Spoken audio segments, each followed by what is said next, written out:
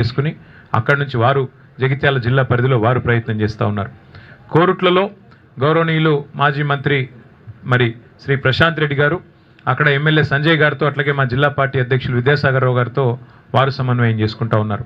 వేములవాడ అక్కడ మా పెద్దలు లక్ష్మీ నరసింహారావు గారితో మాజీ పార్లమెంట్ సభ్యులు తమ్ముడు బాల్కా సుమన్ గారు వారు అక్కడ బాధ్యత తీసుకున్నారు. ఈ రకంగా పార్టీ నాయకత్వం మొత్తం కూడా సమిష్టిగా పనిచేస్తున్నది. ప్రాంగణంలో ఇక్కడ బాలమల్లు గారు, శ్రీనివాసరెడ్డి గారు ఉన్నారు.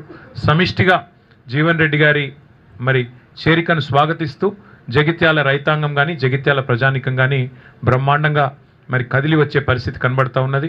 ఏర్పాట్లు కూడా బాగా ఘనంగా జరుగుతూ ఉన్నాయి. ఎండల్ని కూడా దృష్టిలో పెట్టుకొని అన్ని ఏర్పాట్లు చేస్తూ ఉన్నాం. దాదాపుగా ఒక 3 లక్షల మంచినీళ్ళ బాటిల్ కూడా తెప్పిస్తూ ఉన్నాం. ఒక 2 లక్షల మజ్జిగ ప్యాకెట్లు కూడా తెప్పిస్తూ ఉన్నాం. ఇవన్నీ కూడా ఎందుకంటే సాయంకాలం సభ అయినప్పటికీ కూడా కేసీఆర్ గారు దాదాపుగా 5:30 గంటలకు ఇక్కడ చేరుకుంటారు. ఎండ చల్లబడ్డ తర్వాతనే సభ ప్రారంభమవుతుంది. 5:30 గంటలకి కేసీఆర్ గారు ఇక్కడ చేరుకుంటారు. చేరుకున్న తర్వాత 5-5:30 మధ్యలో చేరుకుంటారు. ఆ తర్వాత సభ ఒక గంటంబావు సేపు సభ జరుగుతుంది. దయచేసి పాత్రికేయ మిత్రులతో కూడా నా ప్రార్థన, మొన్న మీకు కొంత అసౌకర్యమైంది, మమ్మల్ని మన్నించండి. ఒక సోదరుడికి కాలుకు ఫ్రాక్చర్ కూడా అయింది. అట్లాగే కొన్ని కెమెరా ట్రైపాడ్లు కూడా ఇరిగినాయని చెప్పారు. తప్పకుండా వారి నష్టాన్ని మేము భర్తీ చేస్తాము. ఆ సోదరుడికి సంబంధించి కూడా మా ఎమ్మెల్యే సంజయ్ గారు, మిగతా మిత్రులు కూడా హాస్పిటల్ కూడా వచ్చారు. ఈశ్వర్ గారు కూడా వచ్చారు, జీవన్ రెడ్డి గారు కూడా వచ్చారు. ఆ బాధ్యత అంతా కూడా మేమే తీసుకుంటాం. ఎల్లుండి దయచేసి ప్రభుత్వం ఎన్ని చిక్కులు చికాకులు పెట్టినా, ఎంత ఇరిటేట్ చేసే ప్రయత్నం చేసినా దయచేసి ప్రజలు కూడా, మా కార్యకర్తలు కూడా ఓపికగా దయచేసి సంయమనంతో మన కార్యక్రమం కాబట్టి మనం మంచిగా విజయవంతం చేసుకుందాం. కేసీఆర్ గారు చాలా కాలం తర్వాత జగిత్యాల వేదిక నుండి తెలంగాణ ప్రజలను ఉద్దేశించి మాట్లాడబోతా ఉన్నారు.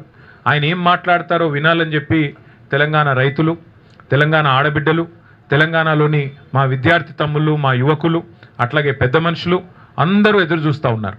కాబట్టి ఈ కార్యక్రమాన్ని ఎంత సంయమనంతో, ఎంత సమన్వయంతో, ఎంత ఓపికతో, ఎంత మరి ఆలోచనాత్మకంగా మనం పోతే అంత మంచిది. కాబట్టి దయచేసి జగిత్యాలలో ఉండే మా ప్రతి సోదరుడు సోదరికి నా ప్రార్థన, ఇది మీ సభ, మీరు మాకు ఆతిథ్యం ఇస్తున్నారు.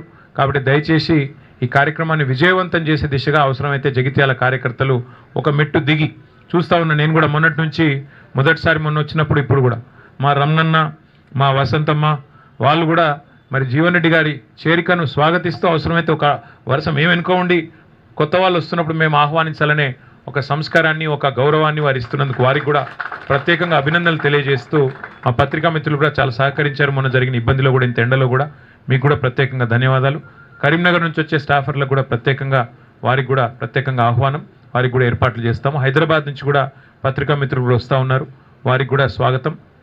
అట్లాగే కార్యక్రమం తప్పకుండా మంచి విజయం సాధించాలని ఆకాంక్షిస్తూ జగిత్యాల నుంచే బీఆర్ఎస్ జయత్రయాత్ర ప్రారంభం అవుతుంది. తిరిగి జగిత్యాల నుంచే మళ్ళీ పూర్వ వైభవం సాధించడానికి, కేసీఆర్ గారు ముఖ్యమంత్రి కావడానికి జగిత్యాల ప్రజల ఆశీర్వాదంతోనే కదం తొక్కుదామని చెప్పి మీ అందరికీ కూడా విజ్ఞప్తి చేస్తూ